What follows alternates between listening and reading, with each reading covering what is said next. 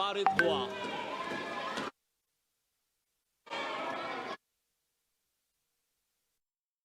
माननीय मंत्री सभापति महोदय जी, जो बहुत महत्वपूर्ण बिल केरलम नाम जो पास हुआ, केसी वेणुगोपाल जी बड़ी सांसद है केरलम से, मुझे दुख है केसी वेणुगोपाल जी भी इसमें अपना मत रखने के लिए मौका नहीं, क्योंकि हम लोग सब तैयार थे, गृह मंत्री जी तैयार है छात्र आंदोलन को ले।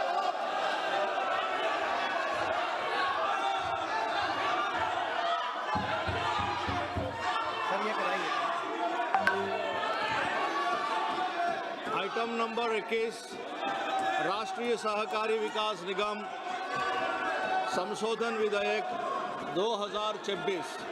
माननीय मंत्री जी। माननीय सभापति महोदय, मैं आपकी अनुमति से माननीय गृह एवं सहकारिता मंत्री श्री अमित शाह जी की ओर से प्रस्ताव करता हूं कि राष्ट्रीय सहकारी विकास निगम विधेयक 2026 पर विचार किया जाए। प्रश्न ये है कि विधेयक पर विचार किया जाए। जो सदस्य इसके पक्ष में है वो हाँ कहें, जो सदस्य विरोध में है वो ना कहें। मेरे विचार में निर्णय हाँ वालों के पक्ष में हुआ, हाँ वालों के पक्ष में हुआ। विधेयक पर विचार करने का हेतु प्रस्ताव को स्वीकृत किया गया। अब सभा विधेयक पर खंडवार विचार करेगी। माननीय सदस्य श्री एन.के. प्रेमचंद्रन, माननीय सदस्य श्री के. राधाकृष्णन, माननीय सदस्य श्री सौगत राय जी, माननीय सदस्य श्री मनोज कुमार जी, माननीय सदस्य श्री अभय कुमार सिन्हा जी, माननीय सदस्य श्री लालजी वर्मा जी, माननीय सदस्य श्री नीरज मौर्य जी। आपसे मेरा अनुरोध है, अगर आप सब अपने अपने संशोधन प्रस्तुत करना चाहते हैं तो अपने अपने स्थान पर चले जाए, नहीं तो मैं सभा खंडों की सभा के निर्णय के लिए एक साथ ले लूँगा।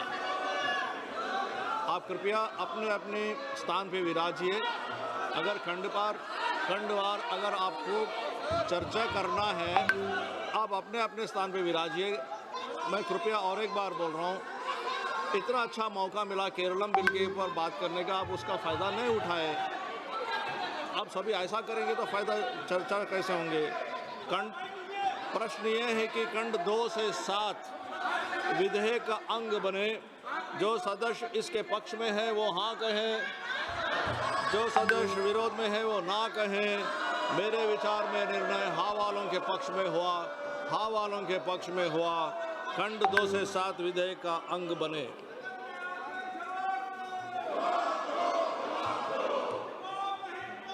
प्रश्न यह है कि खंड 1 अधिनियम सूत्र और विधेयक का पूरा नाम विधेयक का अंग बने।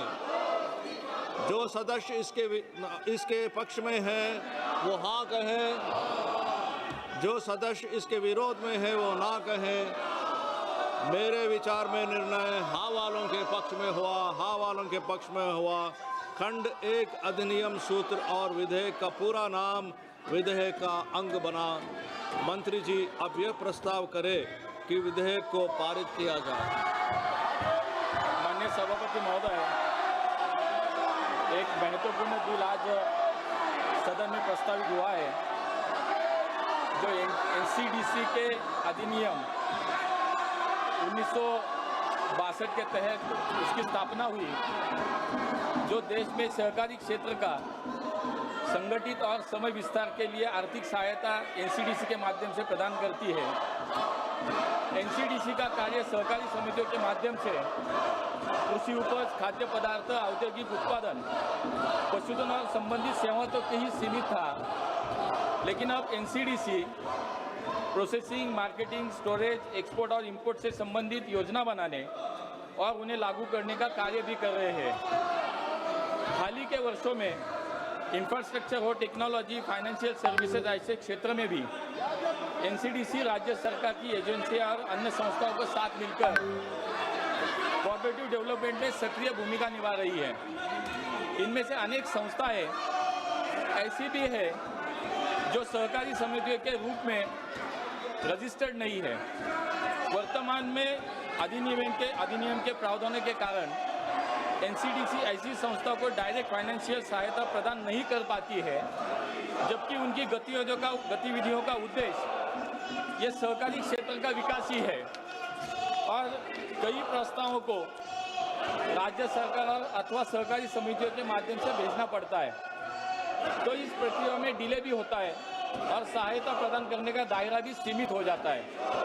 माननीय प्रधानमंत्री नरेंद्र मोदी जी के सहकार से समृद्धि विजन को साकार करने के लिए और माननीय गृह एवं सहकारिता मंत्री अमित भाई शाह के नेतृत्व में हमारे मंत्रालय द्वारा किए गए विभिन्न प्रयासों से सहकारी क्षेत्र में एनसीडीसी की भूमिका और अधिक महत्वपूर्ण हो गई। 1963 में एनसीडी की स्थापना के बाद लेकर 2014 तक, जबकि इन लोगों की सरकार थी, माननीय सभापति महोदय 50 साल में एनसीडीसी के माध्यम से केवल 45,000 करोड़ रुपए की वितरण व्यवस्था इन्होंने करी, लेकिन 2014 से आज तक ये आर्थिक वितरण व्यवस्था जो है वो पहुंची करीब 4 लाख करोड़ रुपए तक। यानी ये बड़ी उपलब्धि है कि 50 साल में खाली 45,000 करोड़ और उसके बाद 11 साल में 4 लाख हजार करोड़, तो ये बड़ी उपलब्धि है। और इस तरह केवल पिछले 12 साल में करीब ये वृद्धि 10 गुना बढ़ गई। इन सब मुद्दों को ध्यान में रखते हुए सहकारिता के समय विकास के लिए वर्तमान आवश्यकता के अनुसार एनसीडीसी के कार्यक्षेत्र का विस्तार किया जाना अनिवार्य है और इन्हीं सभी उद्देश्यों की पूर्ति के लिए ये एनसीडीसी अमेंडमेंट बिल 2026 लाया गया है। इस बिल का मुख्य उद्देश्य माननीय सभापति महोदय एनसीडीसी के मैंडेट को व्यापक रूप से सहकारिता क्षेत्र के विकास के लिए योजना बनाना और उसे प्रोत्साहित करने की सक्षम बनाता है। इसके तहत एनसीडीसी को सहकारी समिति अथवा सहकारी क्षेत्र के विकास के संबंधित किसी भी पात्र संस्था को जरूरत के अनुसार आवश्यक सिक्योरिटी लेकर डायरेक्ट लोन्स और ग्रांट्स उपलब्ध करने का प्रावधान इस बिल में किया है। इन आवश्यक परिवर्तनों से फूड प्रोसेसिंग, कुटीर उद्योग, हस्तशिल्प तथा अन्य औद्योगिक क्षेत्रों की सहकारी संस्था को एनसीडीसी के माध्यम से वित्तीय सहायता प्रदान करने का अवसर मिलेगा। साथ ही केंद्र सरकार की पूर्व स्वीकृति से ऐसी सहकारी समितियां और इससे संबंधित संस्थाओं की शेयर कैपिटल में पार्टनरशिप का प्रोविजन भी इस बिल में किया गया है। ये प्रस्तावित संशोधन एनसीडीसी को आज की जरूरतों के हिसाब से अधिक सक्षम बनाएगा, सहकारिता क्षेत्र के विकास के लिए मजबूत इंस्टीट्यूशनल सपोर्ट भी सुनिश्चित करेगा। इससे सहकारिता के विस्तार के लिए प्रभावी रूप से फाइनेंशियल मदद की जाएगी। माननीय सभापति महोदय, मैं आपके माध्यम से सदन को बताना चाहूँगा कि इस बिल में भारत सरकार से किसी भी अतिरिक्त बजट की सहायता का प्रस्ताव नहीं किया गया है। ये संशोधन केवल एनसीडीसी के मौजूदा वैधानिक और फाइनेंशियल स्कोप का विस्तार करता है। इस बिल में सम्मिलित धारा 13 के माध्यम से एनसीडीसी को आरबीआई, बैंकिंग कंपनी और नोटिफाइड वित्तीय संस्थाओं के साथ लोन संबंधी सूचनाओं आदान प्रदान करने का अधिकार भी प्रदान किया गया है।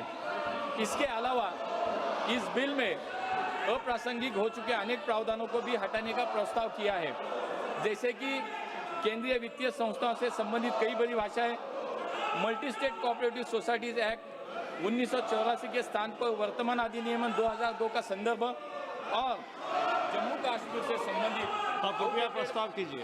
शामिल है। माननीय सभापति महोदय, मैं अंत में इतना ही कहना चाहूँगा कि आज देश में 8 लाख कोऑपरेटिव सोसाइटीज है, 30 विभिन्न क्षेत्रों से इस सहकारिता क्षेत्र का काम देश में चल रहा है। 30 करोड़ सदस्य इस सहकारिता क्षेत्र से जुड़े हुए। इस सहकारिता क्षेत्र को अधिक सक्षम बनाने के लिए, इसका कार्य विस्तार करने के लिए मैं सभी सदस्यों से प्रार्थना करूंगा कि देश के सहकारिता क्षेत्र का विकास और विस्तार के लिए हमारे किसान भाई बहनों को उनके कल्याण के लिए हम सब मिलकर इस बिल को सर्वसम्मति से पारित करें। आप कृपया अपनी सीट पे विचारिए। आप अपने सीट में जाके बैठिए। Kindly be seated. Kindly go back to your seats and sit. We are discussing so many important things. Kindly take your seat. Kindly take your seat. Let the house go on. Let the house go on. So many important bills are being discussing. You don't want even the Kerala bill to be discussed. I am really surprised. प्रश्न ये है कि विधेयक को पारित किया जाए। जो सदस्य इसके पक्ष में हैं वो हाँ कहें। जो सदस्य इसके विरोध में है वो ना कहें। मेरे विचार में निर्णय हाँ वालों के पक्ष में हुआ। हाँ वालों के पक्ष में हुआ। प्रस्ताव स्वीकृत हुआ और विधेयक पारित हुआ। माननीय सदस्य आप कृपया नीचे आ जाइए। माननीय सदस्य जी आप कृपया आप नीचे आ जाइए। अब अपनी अपनी जगह जाइए। आप अपनी अपनी जगह जाइए। चर्चा करेंगे। चर्चा करने के जब सुविधा है, चर्चा करने के जब आपको अपॉर्चुनिटी दिया जा रहा है, आप चर्चा नहीं करना चाहते हैं। इतना अच्छा बिल, केरलम बिल के उनको भी बोलने नहीं दिए। नहीं, आप क्या चाहते हैं? आप चाहते हैं क्या? चर्चा नहीं चाहते? आप चर्चा करना नहीं चाहते हैं? दो अच्छे बिल भी पास हुए हैं। चर्चा करने का मौका था, मौका छोड़ दिया आपने। सभा की कार्यवाही कल बुधवार दिनांक 12 अगस्त 2000